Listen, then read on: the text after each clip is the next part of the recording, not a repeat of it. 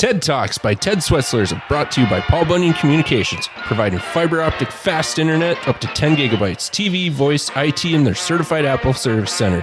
They're serving the Bemidji and Grand Rapids area since 1952. Ted Schwerzler here, Ted Talks Twins, at Twitter, TL Schwerz, Twins Daily.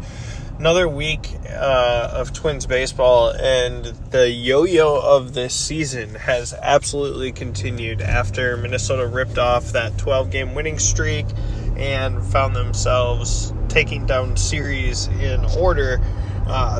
They got swept in two straight series against New York and Cleveland this week. Obviously, the Cleveland series being much more problematic given the standings and being in the same division. Minnesota goes from a spot where they could have potentially been leading the division coming out of the weekend to 5.5 back, and they have now dropped all 5 games this year to the Guardians.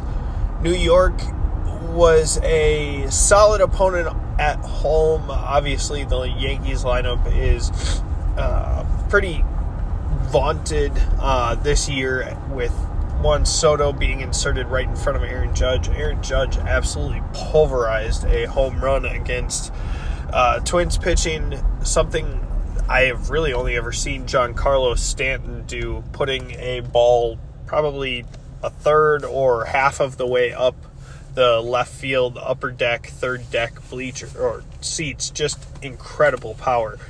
A couple of those games, Minnesota looked to be in and just could not do anything offensively, and that's really been the struggle the entire week. Over the course of this 6-game losing streak, they have scored a grand total of 9 runs, I believe. 4 of those came on Saturday against Cleveland when it was an 11-0 game. Willie Castro had already pitched for Minnesota.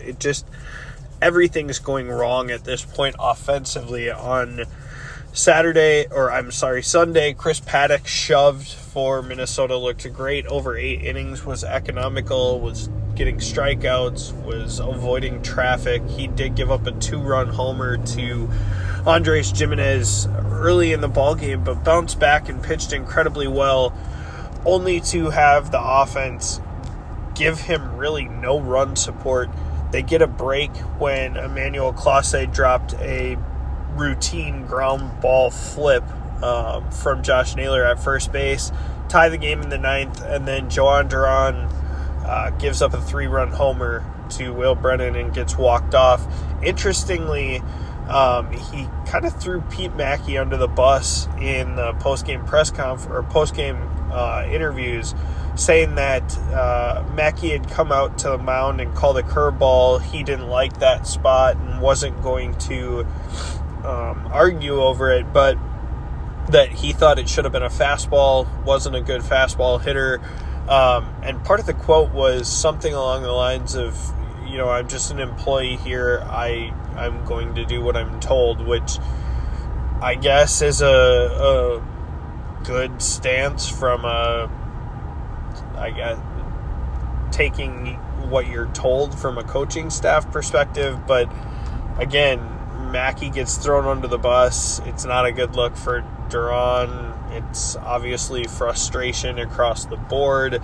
It's just things aren't going right, and you're going to have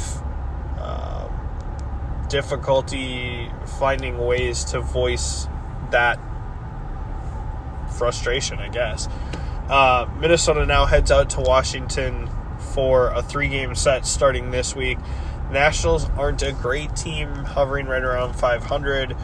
Minnesota, though, is in a similar boat, and if there's been something that the Twins have consistently done all year, it's that they've been incredibly inconsistent. The offense has been hit or miss. Pitching has remained pretty static, but over that win streak, it wasn't as though the lineup just figured everything out and was all good to go. It looks like they have kind of fallen back in some bad habits.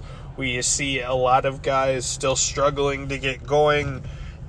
There just needs to be a better baseline effort on a game-by-game basis, and the Twins finding a way to continue winning series, but playing closer to 540 baseball as opposed to all or nothing would really set them up for a better June. So we will check back in next week.